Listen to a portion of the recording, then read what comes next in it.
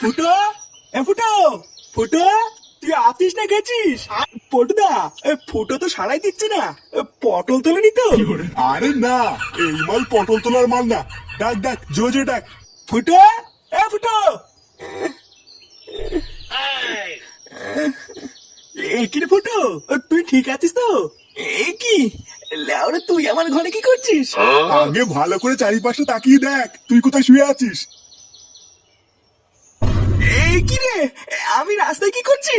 সেটা তো আমারও প্রশ্ন, তুই রাস্তায় শুয়ে আছিস কেন? আমি আর ল্যাংচা তো সকাল সকাল ক্লাবের দিকেই যাচ্ছিলাম, তারপরে দেখলাম তুই রাস্তায় শুয়ে আছিস। তোল তোল, আমাকে তোল। নে, সবার আগে ক্লাবের দিকে চ। আগে একটু চোখে মুখে জল দিয়ে নিবি, তারপরে তুই কি করে রাস্তায় এসে শুনি ওইসব ভেবে দেখা যাবে। এ কি গো, রান্নাঘর থেকে মাছগুলো কোথায় গেল? কই গো, শুনছো? কি গো, ওঠো ওঠো। না, এই তো দেখছি মহাজালা।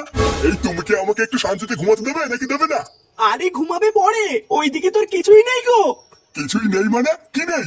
আরে কালকে তুমি যে জ্যান্ত মাছগুলো আজকে খাবে বলে কিনে এনেছিলে, ওইগুলো তো রান্নাঘরে কিছুই নেই গো। কেন, কালকে আমি তোমাকে বারবার বলেছিলাম না ভালো করে ঢেকে রাখতে?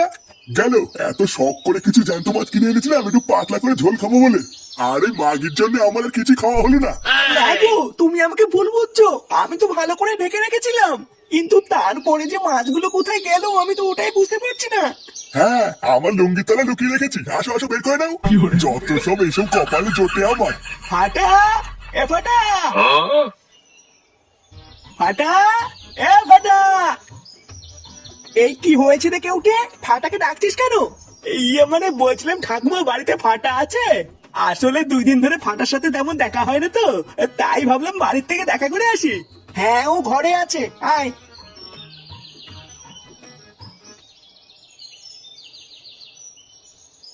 এই কি রে ফাটা, ঘরে তো অন্ধকার করে রেখেছিস কেন? 2 দিন হয়ে গেল তুই আমার সাথে দেখাও করিস না। তোর কি মন টন খারাপ নাকি রে? কি রে ফাটা, চুপ করে বসে আছিস কেন? এই কি রে? ফাটা, আমাকে কিন্তু ভয় দেখাবি না। কি হলো, ব্যাপারটা তো ঠিক বুঝতে পারছি না। কি যে হচ্ছে, কেউটে মানে মানে এখান থেকে পালা রে। কি বলছিস কি রে ফুটো, তোর ছেলেকে ভূত ধরেছে? হ্যাঁ রে লেচ্চা, আমার এখন পরিষ্কার মনে পড়েছে। কালকে রাত্রে বেলায় আমি ফাটার পিছন করতে করতে যাচ্ছিলাম, তারপর আমি নিজের চোখে দেখলাম রে, ফাটা একটা পেতনির রূপ নিল।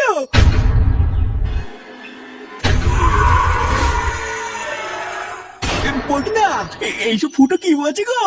আরে না, বাদ দে তো ফুটোর কথা, এই মালটা পাকা ঢক মারছে। ভালো করে খবর নিয়ে দেখ গিয়ে, কাল রাত্রে বেলায় মালমুলকে রাতে পড়েছিল। কি বলছিস, আমি মালমুলকে রাস্তায় পড়েছিলাম? বাড়া, তোরা আমাকে বিশ্বাস করছিস না তাই তো? তোরা তোদের বন্ধুকে বিশ্বাস করছিস না? আচ্ছা যা, ধরে নে আমি তোকে বিশ্বাস করলাম, তোর ছেলেকে ভূতে ধরেছে তাই তো? হ্যাঁ, তা নয় তো কি, আমি কি তোদেরকে মিথ্যা বলছি নাকি? ভালো করে ভেবে নে, পরে কথা ঘুরালে কিন্তু কপালে কষ্ট আছে। হ্যাঁ রে ফুটো, ও মিথ্যা বলছিস না তো? বাড়া, আমি যদি মিথ্যা বলে থাকি, ভগবান করে যেন আমার বানটা খসে পড়ে যায়। দাঁড়া, ফুটো মিথ্যা বলছে না সত্যি বলছে সেটা একটা জায়গায় গেলেই প্রমাণ হয়ে যাবে। কোথায় গো পল্টুদা? গ্রামের নিতাই পণ্ডিতের কাছে গেলেই সব বেরিয়ে যাবে, কোনটা সত্যি আর কোনটা মিথ্যা। হ্যাঁ হ্যাঁ, তাই চল তাই চল।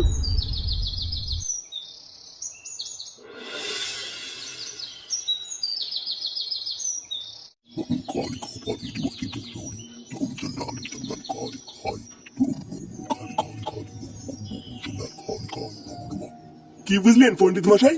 তোমার এই বন্ধু ফুটো একদম ঠিক কথাই বলছে। দেখেছিস তো, এবার বিশেষ হলো আমি মিথ্যা বলিনি। ভরা অমাবস্যার সন্ধ্যায় তোমার ছেলের মাছ ধরতে যাওয়া একদম ঠিক হয়নি। ওই মাছ ধরে বাড়ি ফেরার পথেই তোমার ছেলেকে মেচো ভূতে ধরেছে। হ্যাঁ, একদম ঠিকই বলেছেন, কাল রাত্রে বলে আমি নিজের চোখে দেখেছি। ওই মেচো ভূত তোমার ছেলের কাছে মাছ চেয়েছিল, কিন্তু তোমার ছেলে দেয়নি। সেই রাগের আগেই ও তোমার ছেলের ঘাড়ে উঠে বসে আছে।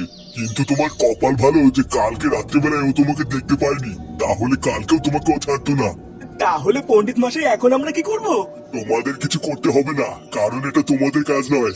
যা করার আমি করব, কিন্তু তোমাদেরকে আমাকে সাহায্য করতে হবে। হ্যাঁ হ্যাঁ, আমি সব ধরনের সাহায্য করবো, আপনি শুধু আমার ছেলেটাকে বাঁচিয়ে নিন পণ্ডিত মশাই। তাহলে আমি কি বলছি তোমরা সবাই একটু মন দিয়ে শোনো।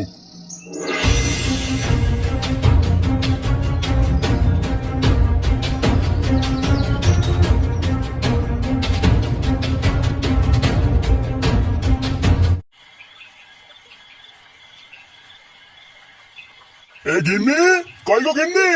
আরে রাত হয়েছে তো খেতে দাও।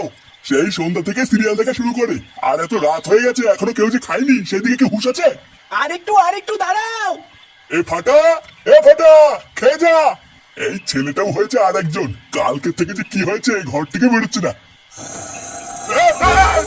কি রে? এটা কে? গিন্নি তাড়াতাড়ি আসো।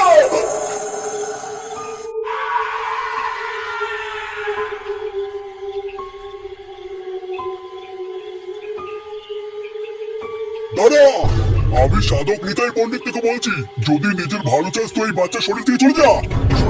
রাস্তা থেকে না হলে তোকে মেরে তোর লাশের উপর দিয়ে যাবো। তোর এত বড় সাহস, তুই কার সামনে দাঁড়িয়ে কি বলছিস জানিস? আমি তোকে শেষ বারের জন্য বলছি, এই বাচ্চার শরীর থেকে তুই চলে যা, না হলে ফল ভালো হবে না। তুই আমার কিচ্ছু করতে পারবি না, কিচ্ছু না। এবার তুই দেখ আমি কি করি। আমার রাস্তায় যে আসবে সে মরবে। চুদির ভাই, আমার ছেলেকে তুই বস করে কি ভেবেছিস? তুই বেঁচে যাবি? আজকে তুই শেষ। তোরা কেউ আমাকে আটকাতে পারবি না, কেউ না। ক্রিং ক্রিং ছট, মেচে ভূতের পুঙ্গা মারে যা ফটফট। এনে